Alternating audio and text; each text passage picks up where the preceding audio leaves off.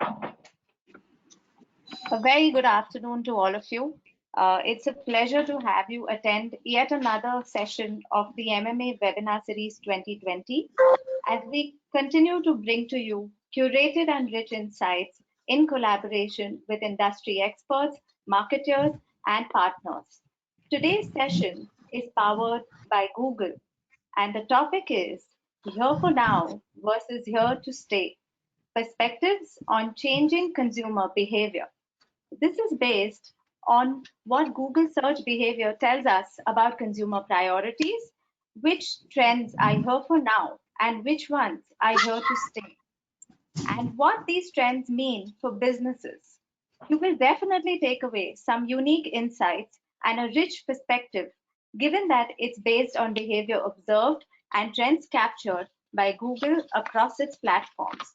So this, in a nutshell, is the topic for today and the content which we will cover as a part of it. So before we jump into the session, let me share a little bit with you about MMA.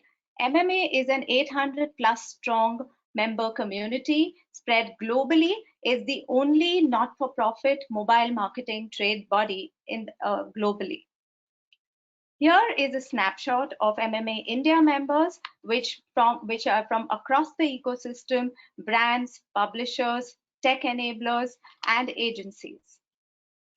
So what essentially is the purpose of MMA? MMA essentially serves the chief pioneering marketers and to help them deliver better on mobile and drive business outcomes through mobile marketing. Our reason to exist is to help accelerate the transformation and innovation of marketing through mobile, driving growth and consumer engagement. Essentially, the way we do it is by cultivating inspiration in the form of through awards like Smarties, through use cases, and our case study library. We help build capabilities by delivering know-how, knowledge, and research. Another way we enable marketers to drive mobile marketing at scale is by enabling programs on measurement and business impact. And of course, like all other trade bodies, we help drive standards and guidelines and best practices for the mobile marketing ecosystem.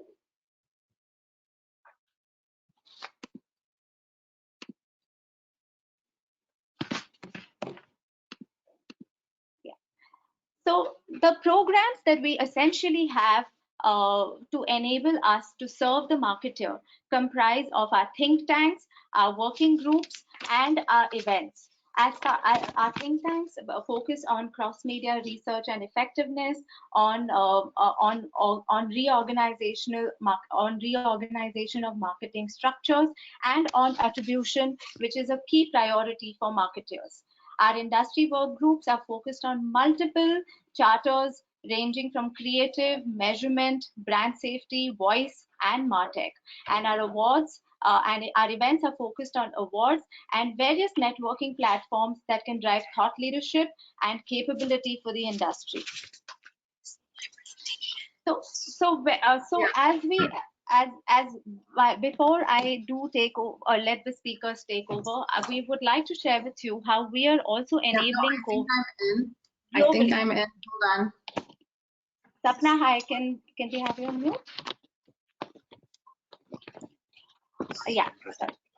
So so basically COVID-19 is the COVID-19 Marketer Support Hub is a central resource to help and support the marketing and tech industry and to drive sustainable business during these difficult times. That's our way to support and be helpful and to stay relevant to the industry and to MMA members. So as we look forward to you contributing to our COVID Support Hub, we'd also like you to remain engaged with us for our upcoming webinars, which we are doing on a bi-weekly basis or sometimes even more. And this time we are also launching a very interesting series called There Is No Playbook. And this program is essentially a series where we believe that there isn't a playbook, and hence, as an industry, we need to come together to help understand the new normal across industries by taking references and best practices from experts and from anecdotal information available. Before we jump into this session, the last piece that I'd like to share with you is the program MMA is running. The programs MMA is running are range from various on various aspects like measurement, Internet of Things, mobile games, and the various other features which you see on the slide here. So coming straight into what you will on some housekeeping rules for the webinar today, you would see a questions dashboard, a questions feature on your dashboard below. Feel free to send in your questions here. Do make sure that you put in your name, your title, and the company from where you belong, from where you work, for us to be able to set better context when we respond to your answers and when speakers try to decode what you're looking for. So feel free to ask your questions. We will try and answer as many of them as we can. In case we run out of time, we will try and email those answers to you whilst you're watching the webinar, and also post it. You could promote, you could share the webinar series through hashtag MMA Web, which is the way we will be able to spread learning and education. So without much ado, let me straight introduce you to our speakers for today. We have a very special panel today comprising of marketeers, and the panel is not whilst being marketeers are also MMA India board members. So it gives me great pleasure to invite them. We have Sapna Chadha, Senior Country Marketing Director, Google India and Southeast Asia, and Sukhleen Aneja, CMO Hygiene and Health from Reckitt Benckiser. Whilst I am your moderator and host for today, MMA Country Head for India, and without much ado, let me hand over the session to Sapna to take you through Here for Now and Here to Stay. Sapna, all yours. Great, thanks, Monica. Can you hear me okay? Okay. Monica, can you hear me? Yes, yes, okay, Sapna, we can. Okay. Are you going to give me the charge of the presentation? Yeah, or are sure. we keeping it? Yeah, I'll do that. And I think while Monica just gives me rights to the presentation, just give me 1 second. Can you now see my screen? 1 minute, Sapna. Can see your screen. Okay, great. Thank you. Thanks, Rohit. So thanks, everyone. I wanted to thank the MMA for inviting us to be here. Sukhleen and I are excited to be having a great chat together today and to get your perspective on this. It's been a very difficult few months for many and for all of us. Not only have we had to adjust to the business challenges in the world that we're in, but as individuals, we also have seen a major change in our everyday normal. What I would love to go through today is to give you a sense on some of the trends that we're seeing, which are about what's here for now versus here to stay, and give you a sense on some of the data and the insights that we're seeing as Google. So I'm sorry, just getting used to some of the tech. Again, I hope you can see my screen okay. So we're all in on this together. I think we're seeing changes in how we operate as humans, how we operate as marketers side by side. In my own home life, and I'm sure you're going through this, I wonder if what some of the trends that we're seeing here today, are they here for now? Are they here to stay? My kids are doing video conferencing, something that I never thought that I would see. They're regularly practicing yoga and the skies are blue. That's a question. What's here temporarily. What's here to stay is, are we in this for the long run? But I think the number one thing that this crisis has caused us is to think about things differently. You know, many people have asked me as a marketer what we should do in terms of brands. Should we be actively communicating with consumers at this time?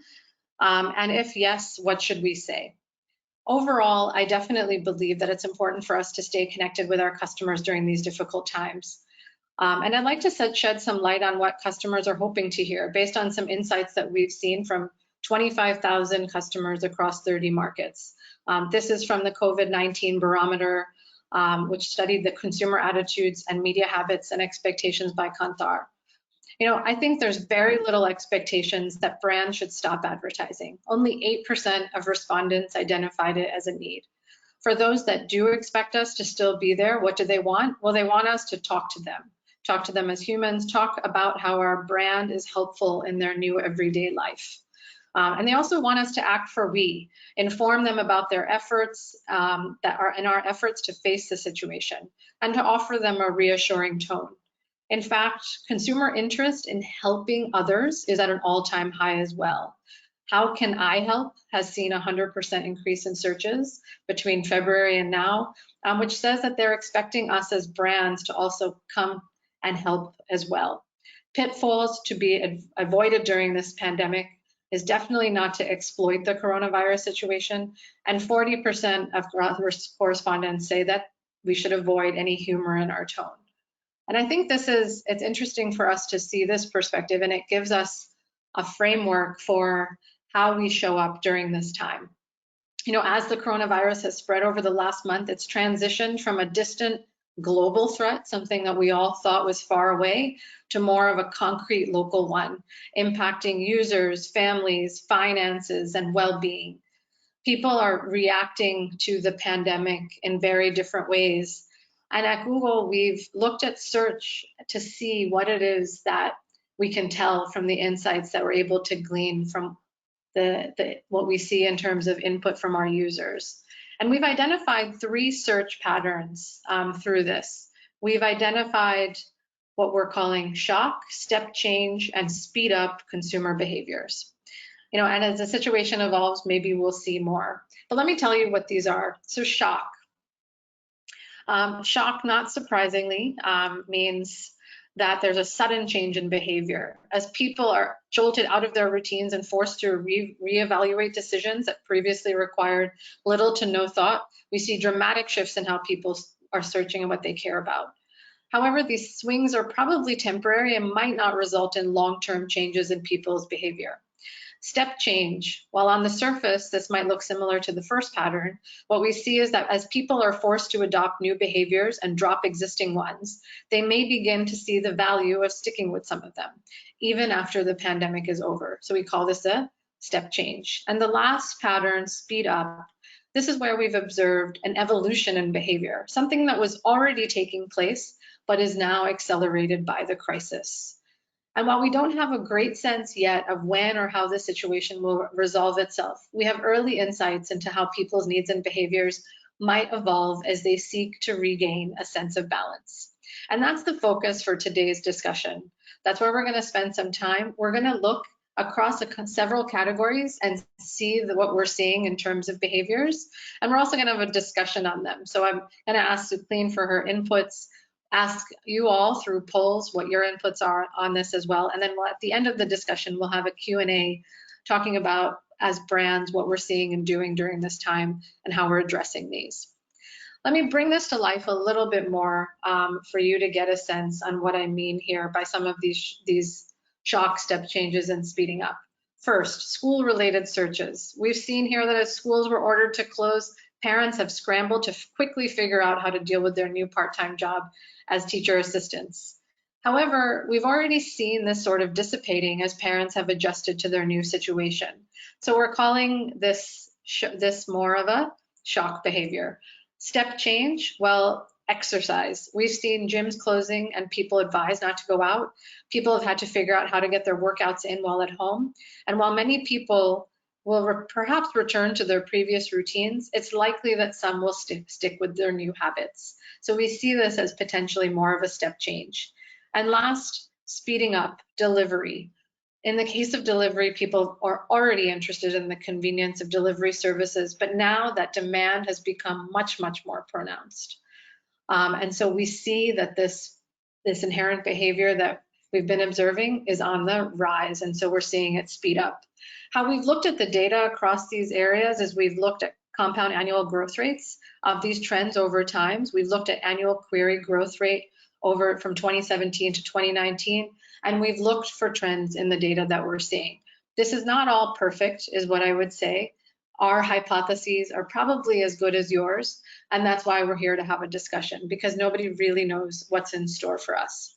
But let me start first with one category, and this one is very near and dear to my friend Sukhleen's world. And the data that we're seeing on hygiene and around anxiety around health and hygiene has led to a dramatic increase in questions about cleaning.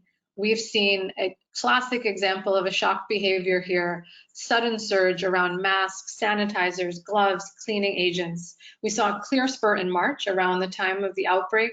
This is likely to be caused by some anxiety. Maybe will drop in safer times, but we've seen a massive jump also in Hindi-related searches for natural immunity boosters like Giloy, which has risen by over almost 400%, and Kada.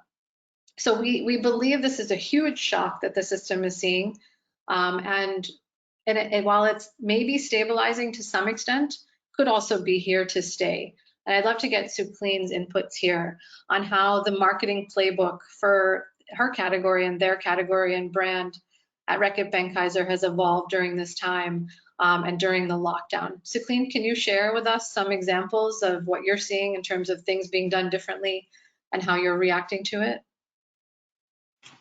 Thank you so much, Sapna, and thanks a lot, Moneka, for the wonderful opportunity. I hope everyone around us is safe and protected and is keeping their loved ones protected. I think it's a great question that you asked, Sapna. This pandemic has actually changed the world in many, many ways, not just in the way we consume our products with respect to hygiene, disinfection, but fundamentally that it has changed the way we are as humans. So I would say 3 trends have really come up in a big way. That's changing the way we adopt categories, the way we buy, and the way we consume. I think number one is the fact that there is a massive increase of concern for hygiene, whether it's personal hygiene or home hygiene. So if I just could share like numbers that are also available in public domain, categories like hand sanitizer, which are personal hygiene categories, literally 19 to 20%, nearly 1 out of 5 people have tried these categories for the first time. They've brought it home. So the adoption is at an all-time highest for categories like hand sanitizer, but not just for personal hygiene, even when we look at disinfection inside the house, whether it's disinfecting our toilets or disinfecting our floors. These categories are also seeing a massive surge where they're being tried for the very first time. So that's the number one inflection point, that there is a heightened concern for hygiene.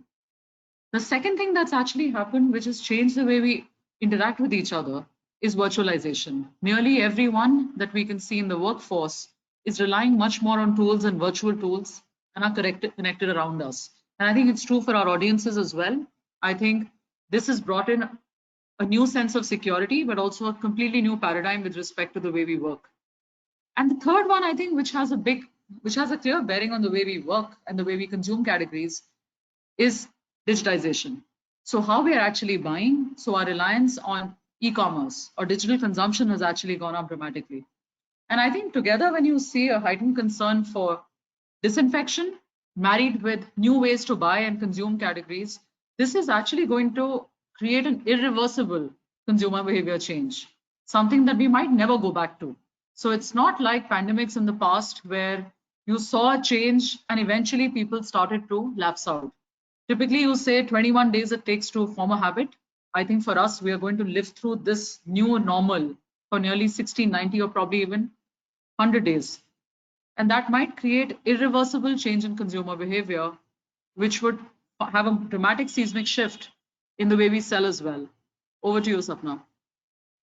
Yeah, no, that's exciting, and it's scary how fast the world has changed on this one. So what I'm hearing from you is that you believe this trend is somewhat here to stay and isn't a temporary shock.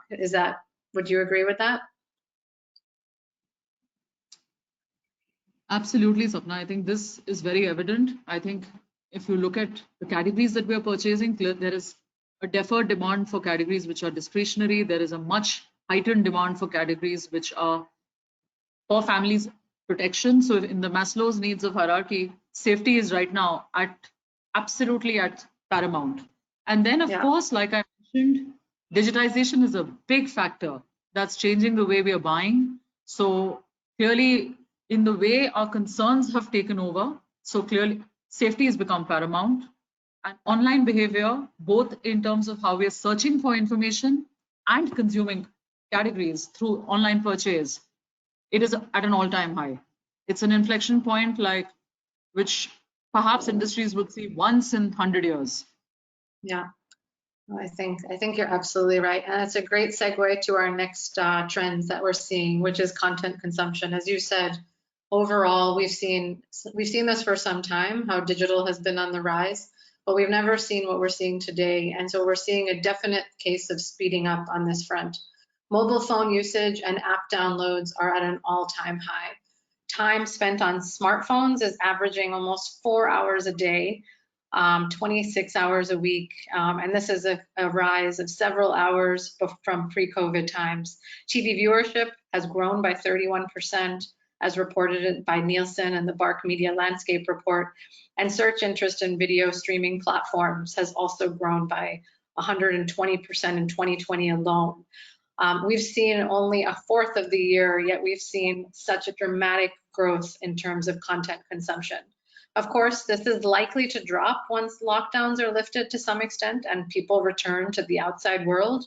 However, we're expecting this to settle at a higher level than when it started. And so we're calling this one a step up from the consumption patterns of 2019. The next one that we're seeing, which has really been interesting to me and has stood out, has been around language. We've seen local language search has grown significantly, and we've seen it in terms of video consumption as well.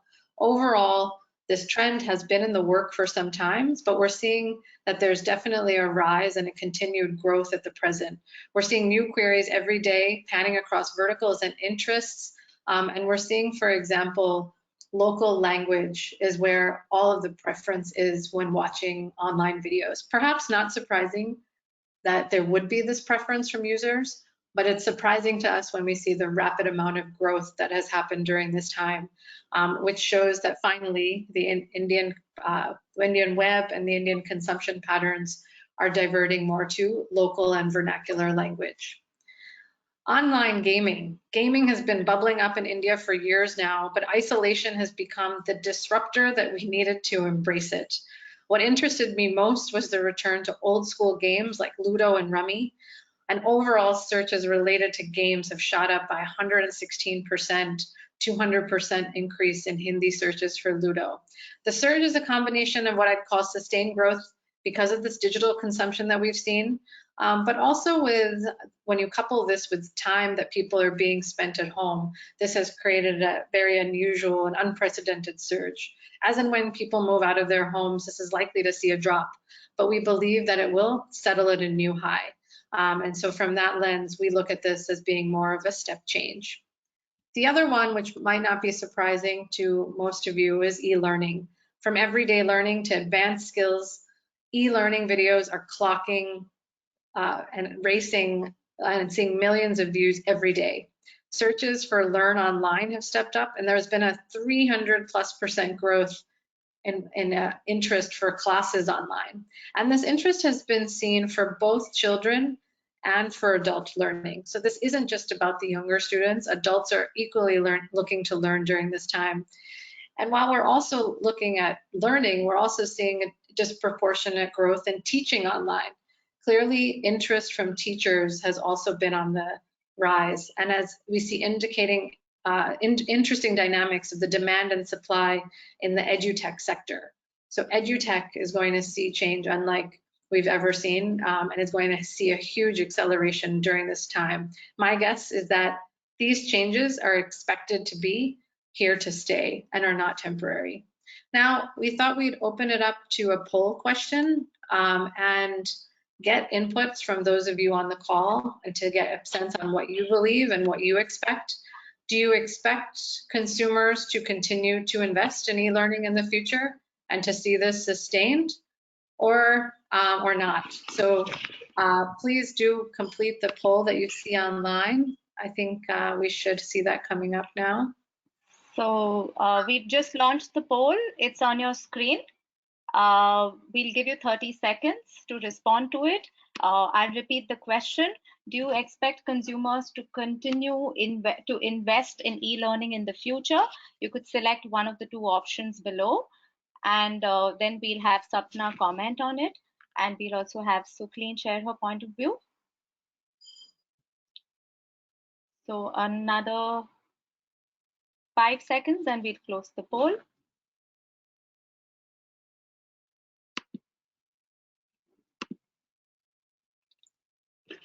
So Sapna, the results are on the screen.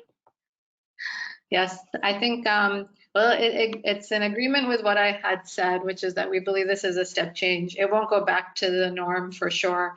You know, my sense is that people have experienced something new. They've seen the merits of it, and they've found ways to, you know, educate themselves in newer formats and shapes and forms. And I think once you try something out and you see that it can work, I think you stick with it. So that's my sense.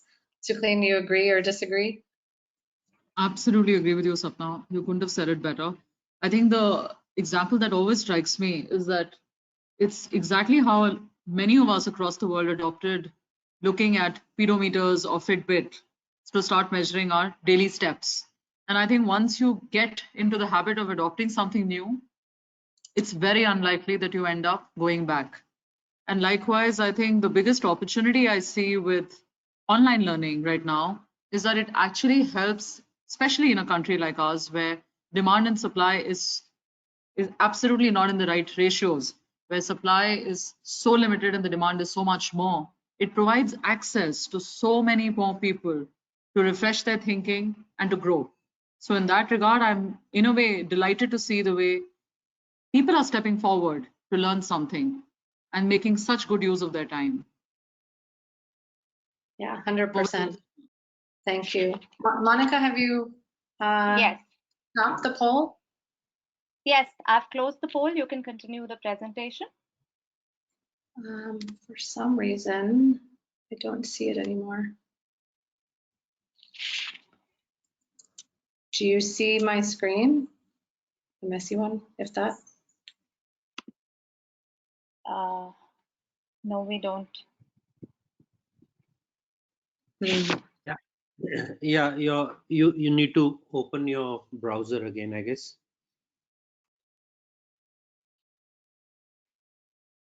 Sapna, go down, you'll see this symbol of a flower, the one in orange, I think. Yeah. I think that's where your presentation should pop in, right? Yeah. I think maybe, sorry about this, Saul. For some reason, it's not opening anymore. Okay, Sapna, no worries. I'm gonna pull your slides across on the dashboard. You can see the slides and you can walk them through. Okay, just tell me when you're on the cooking slide.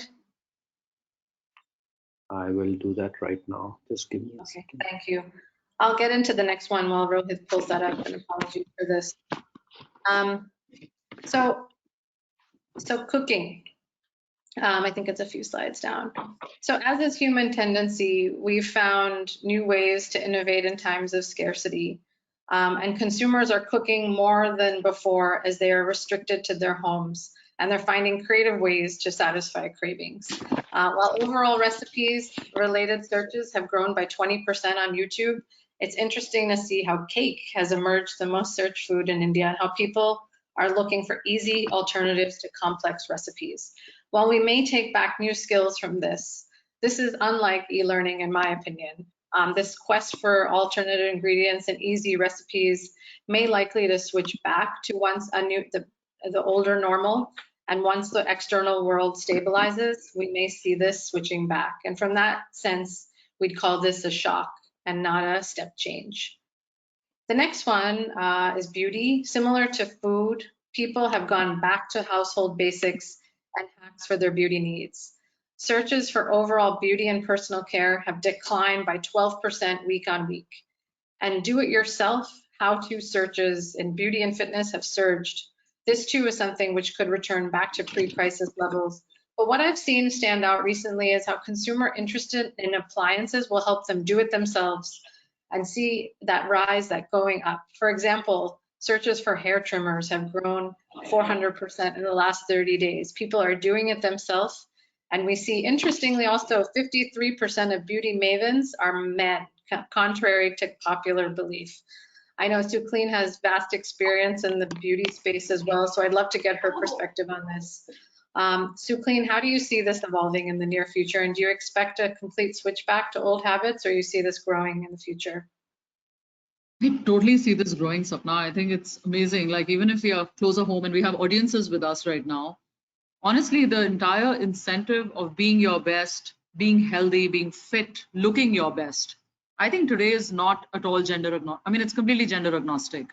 Of course, women may be still a step ahead, but when it comes to really putting forward your best foot, I don't think men are any behind. And you're seeing that day to day, right? And they're doing it differently. Like, one of the things which often surprises me, especially at a time when we're doing all the video chats, beards are back, but groomed beards are back. So people are on the screen, but they're still not looking shabby. People are pretty much cutting their hair on their own. They're trying recipes on their own. So I think to that extent, this is a trend that's here to stay. And male grooming has been seeing a massive surge. I think it's only going to grow as we go forward. No, I agree with you. I think it's interesting to see the kind of courage that people have had and the curious to try things on their own, and to see the difference. But you're right, you care really about what you see on the screen, so you never know what's happening below it. Let's move to the next one, grocery and health. This one we're seeing is also a step change. As I mentioned before, the current outbreak has already caused so many customers to try something they've never used before, creating an opportunity for so many new sectors. In India, 1 out of 2 customers have wanted to find out how brands are responding to the situation with respect to closing of stores, changing hours, and 39% of grocery shoppers have bought brands that they have not normally bought. I think this is really interesting at this time. You see that openness to try new things is growing significantly. And while online grocery delivery searches have spiked by 350%, Indian consumers are still looking for finding stores near them. I think, what's been interesting is we see a huge jump for ration dukan. This is indicative of the diversity of audiences that are coming online and are finding answers that they have to their offline needs.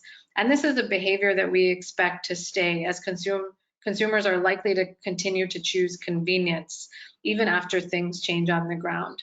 But what has really been compelling to me is that people are looking for solutions that are not just about convenience, but about doing the right thing for their local merchants and the businesses that they support during this time, which is great. We'll do a poll here as well, Monica, if that works, which the question we'll ask here is, how would you categorize the adoption of online grocery delivery habits? Do we see this as a shock, a step change, or speeding up of an existing behavior? We'll take. Thanks, Sapna. Yes, we've launched it. We will give them 30 to 40 seconds to respond to it. As you've already read it out, how would you categorize the adoption of online grocery delivery habits? Is it shock, step change, or speed up? Sapna, probably I'll take the liberty of asking you, they'll be getting a lot of questions in the chat window. I'm going to take the liberty of asking you one of them till we get the responses. We have Abhilasha Mathur from HDFC Bank, who's VP Brand Communication. She's keen to understand that would these trends in behavior be the same for Gen Z? Would you be able to highlight the emerging trends for this segment? Is her question. So that's a great question. I would not expect, and when we look at the data ourselves, that we see similar behaviors across the board. I think we've looked at it by older populations, younger ones. You will see some nuances across the board, but I think, but what we see is it's not just Gen Z that is doing something like online grocery. We're seeing the behavior kind of cut across the board, and even older segments are seeing this. Each question though is kind of nuanced, and so maybe we can follow up offline with Abhilasha to get the information that she needs, because it's not one size fits all. But what I would say is what has been great to see is that it's not really just Gen Z that's leaning online to get the information they need, and we're seeing it across ages. Perfect. So I'm going to close the poll now, and I'm going to share the results. Do you see them, Sapna? Would you like to comment? Yes. Yeah, no, I think this is very much in line with what we have expected and what we're seeing. I think it's a question, it's very nuanced between step change and speed up. It looks like half the group feels like it will something that will be here to come, and it's a huge change, whereas some probably have believed that it was already in place and has accelerated. I think either way you look at it, it's definitely not a shock, and we'll see a sustained growth in the future. So 100% agree. Okay, we'll go back and we're going to just get through the last few categories quickly, because I'm also keen to have Sukhleen answer a bunch of questions for us, because I know as a brand marketer, what she's witnessing during this time is very much what people want to hear about. So I'll go quickly through the next few. Payments. We're seeing speeding up here. There's been a marked acceleration in the adoption of digital payments, which is likely to stay as new habits form and comfort is established. It's been interesting to see the rapid adoption of UPI beyond metros. And I think to the question that we just got from Abhilasha as well, is this just an urban thing? Is it a metro thing? What's happening? And what we're seeing is beyond the metros, we've seen a huge rise in the adoption of digital payments, because it's become a need of the hour right now. Actually, UPI transactions are exceeding those of debit and credit cards in both value and volume. And UPI just launched like a year and a half ago. So it's interesting to see that growth. Next, if we go to news, which is the last category that we'll be talking about today, interest in live news and updates has shot up. Indians are leaning on both search and video for information, not surprisingly. And searches for news in Hindi has grown by 200%. There's also growth in news searches on video platforms as well, which have happened across the board. We've noticed there is direct correlation between what we see in terms of surges when the Prime Minister has made announcements. Obviously, that's not unexpected, but we do expect this upward spike to continue, and this interest in news to very much continue until things stabilize. Once things stabilize, we believe things could get back to a bit of normal, and therefore is a shock. We'll have our last poll, which is how would you categorize the increase in news consumption? Do you think it's a shock, a step change, or speed up? And we'll open that up.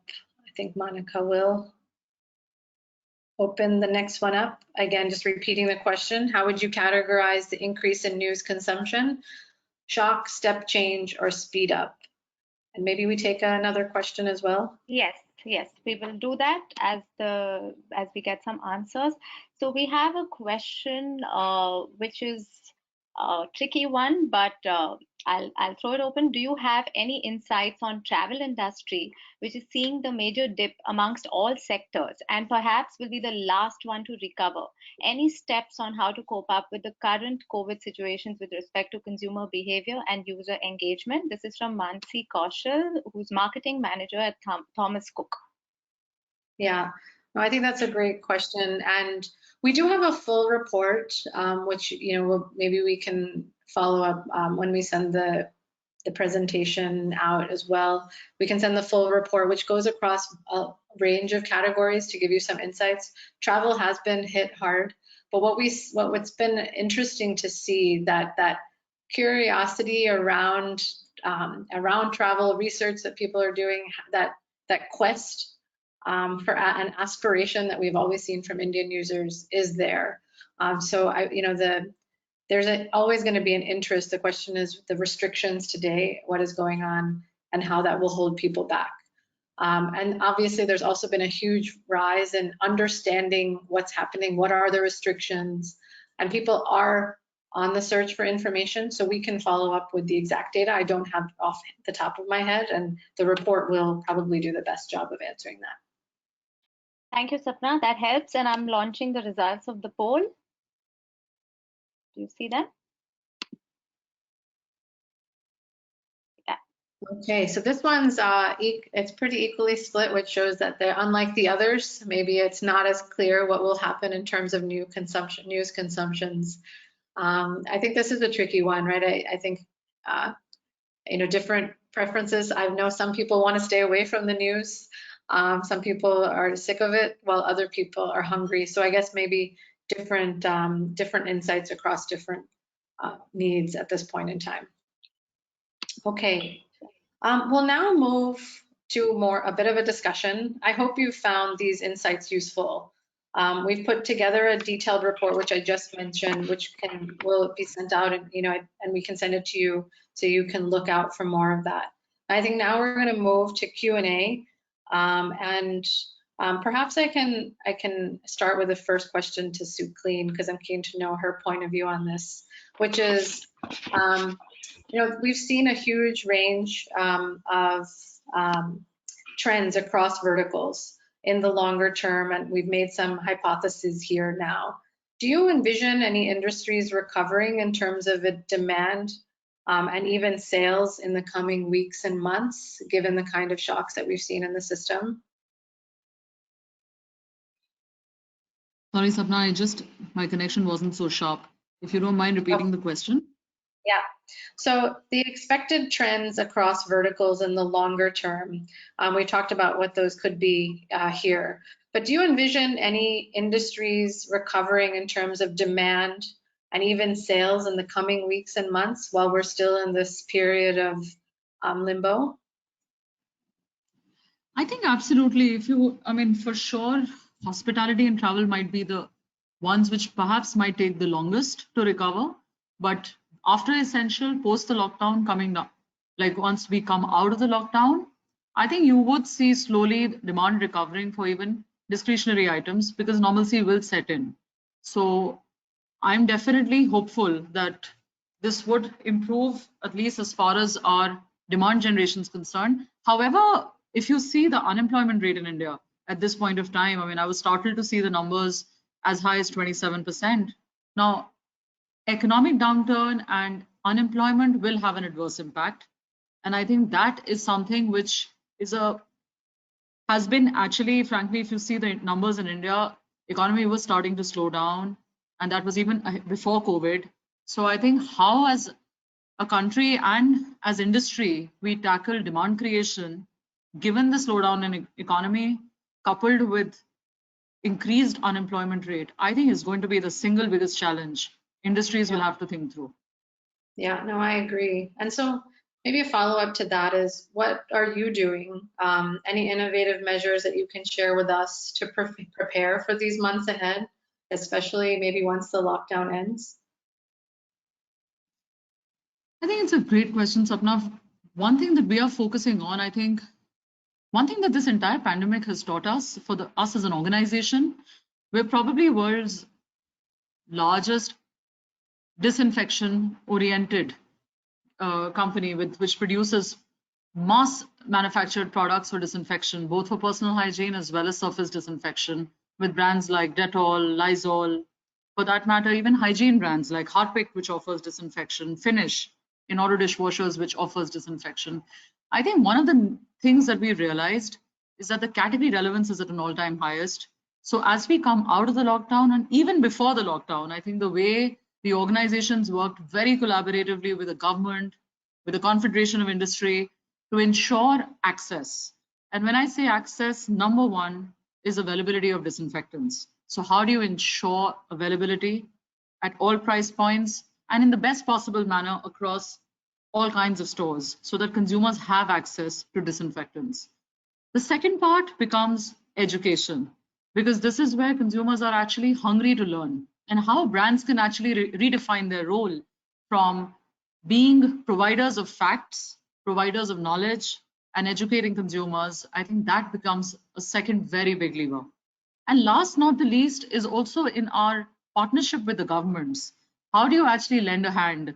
I mean, many of you would have read about the fund that Reckitt has created worldwide, which is the Fight for Access Fund, where there's a large amount of money that has been mobilized, including the travel money for the year that has been mobilized behind providing access to products, to governments, and to health workers, who are actually fighting to make life easier for us.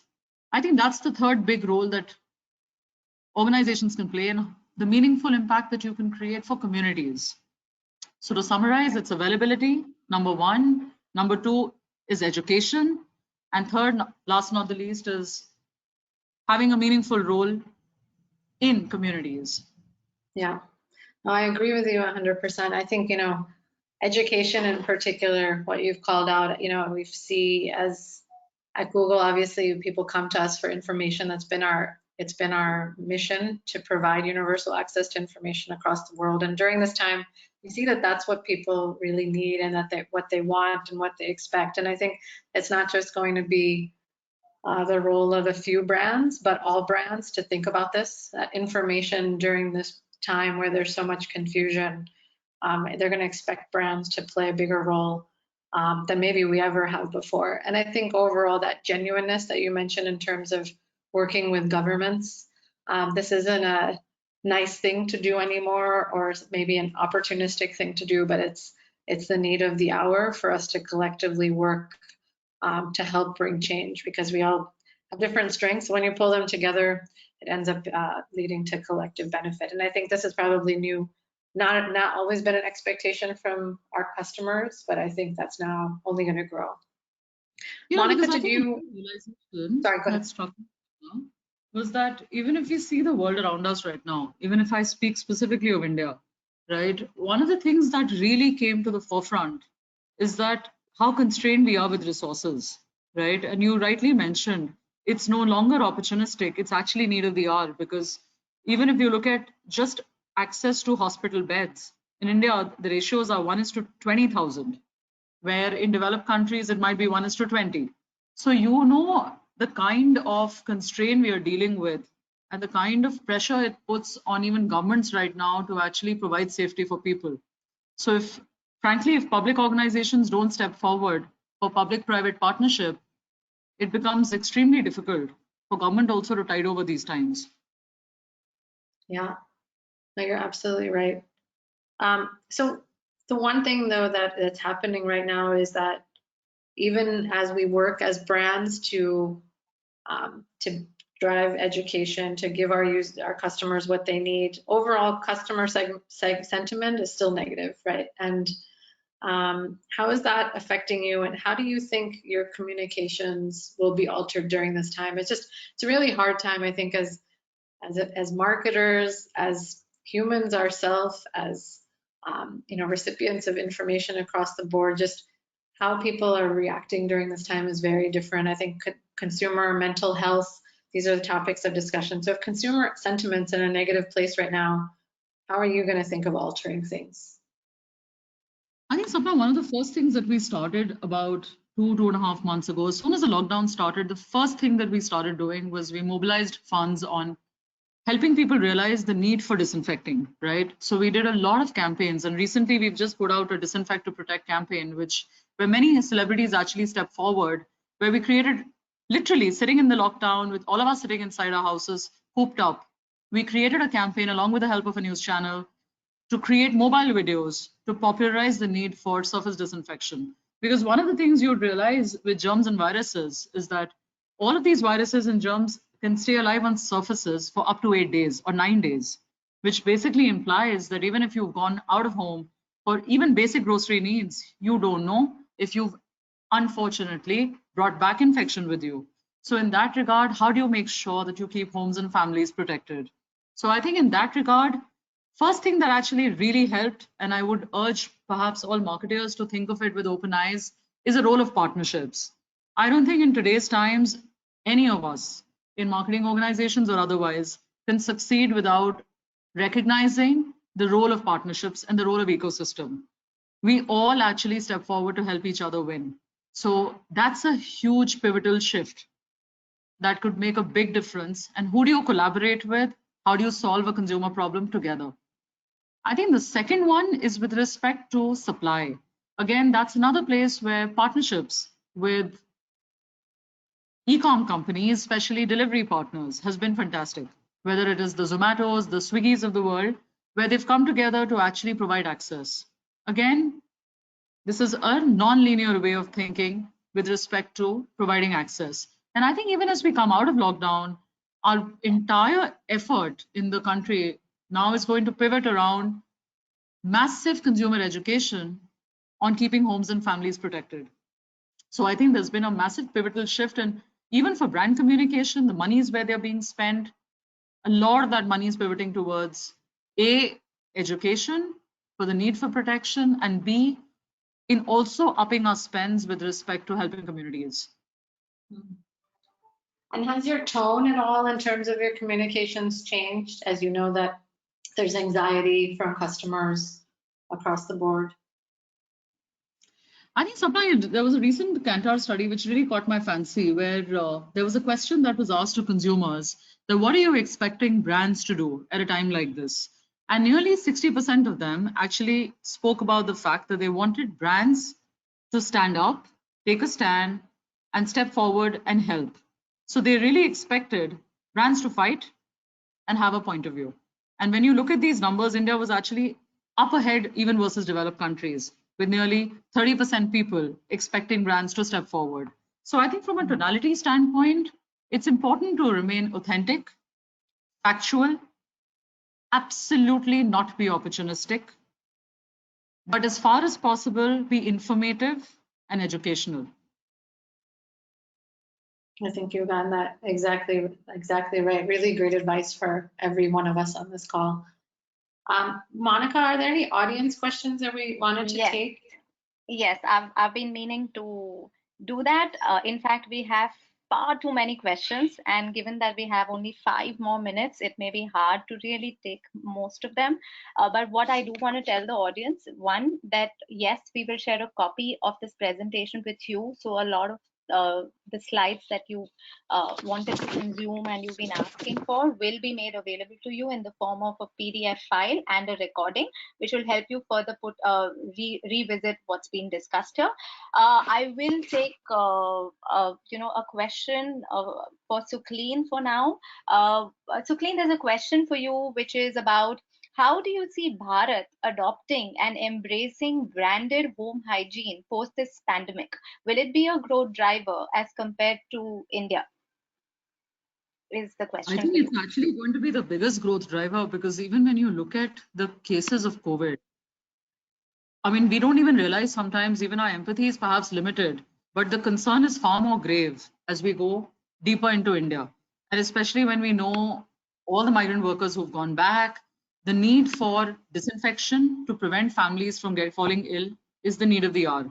I think, but at that point, only thing that we might have to bear in mind is that I keep re-emphasizing on the need for education, but it's about the context. And that's why marketers also have to tweak the message to ensure relatability and respect the cultural context of the consumers that we're trying to depict. To expect one size fit all actually absolutely doesn't work. India is indeed a land of many Indias, and even when we address Bharat, it's important to respect their context, respect their lives, and then offer the benefits of disinfectants in the context of disease prevention. So that is where I think the opportunity lies, even as we go forward. And you would see organizations like ours, and I'm sure many others would step forward in creating communications which are squarely aimed at behavior change. Couldn't agree more. Hand washing campaign. Yes. Go ahead. They're all aimed towards doing that. No, I'm basically belaboring on the same point, Monica, that whether we look at the kind of access today, user-generated content and create, or the role of young people in being change agents, but whether it's India or Bharat, I think as long as we're respecting the context, but mass behavior change is going to be the need of the hour. Got it. Sapna, I have a very interesting question for you. It definitely can be a perspective. And like you said, the entire presentation is more a perspective because we don't know how it's going to change again. So the question for you, Sapna, is could you tell us some new categories that might emerge which did not exist before? That's a good one. You know, the one that comes to mind immediately is around telehealth and the need for people to get healthcare services at home. And even in the place of, I mentioned mental health, I think services, calls, and telehealth information with doctors, therapists, et cetera, something that I know that is a rising category. There's a number of startups that are getting into this. And part of it is just, getting advice from home through telehealth services, but also figuring out how to get help at home as well in terms of medical care. Now there, with the concerns that exist around, outside facilities, et cetera, there's home care services will also be, I think, on the rise. And so there's been many startups. I think they're seeing an acceleration here that probably they haven't expected. I've had some conversations in this space. So I think that's one, if one comes to mind right away, especially during a time of crisis, it's going to be needed more than ever. Interesting. Sukhleen, would you like to add to it? Because I believe this will have to be our last question. We will send you all the questions we've received for you to look at and respond back to. Maybe, Sukhleen, would you want to add to what Sapna said about the trends that you think would be visible and which haven't been before COVID? I think, frankly, Sapna's pretty much covered it, Monica, but I think the biggest thing which would change the way we work, I think the question I would leave probably people with, rather than an answer, is I think it's given us all a moment of reflection. This entire pandemic with the lockdown across the world, I think it truly has given us a gift of reflection. I think the question we should all ask ourselves is that as we go back into normal, what part of this do we want to actually take with us into our new normal? I think that's exactly beautifully articulated, Sukhleen. This is a time for us to reflect, both as marketers as well as humans, on the things that we want to take with us through this, the things that maybe we can put more push and accelerate ourselves behind. I think, this has shown that the world is not as unmoldable as we might think. And I think I've always seen if there's a place where behavior change can happen quickly and sustain, and you see huge transformations, it's a market like India. And this is, I would say around the world, sometimes changes don't sustain, but in a place like in India, I can see, given the place where we are, it's a place that can be molded like clay. We're going to see some interesting sustenance. But I think absolutely the whole point of today's discussion was around thinking about things differently, debating what we think what will happen. None of us know the answers, but what I would say is this group that's on this call will help shape the future. So it's been great to hear from you, Sukhleen. It's been great, Moneka, to have this opportunity, and thanks to the MMA for helping to host this. Absolutely. Vice versa too. Sukhleen and Sapna. Thank you so much. Yes, go ahead. And Sapna, it's been a pleasure. Finally, we got a chance to connect. And thank you so much, Monica, and the entire MMA team. I think you guys have organized it wonderfully, and I hope our comments were helpful. And we would actually absolutely love to hear the feedback as well as the questions. It would really be fantastic to hear from you. Absolutely. Yes. Absolutely. So just to let the audience know, when we send the recording, it'll be accompanied by a small survey, which is where you could share the feedback for the speakers and the session, and what else would you like to learn from these from the webinar series.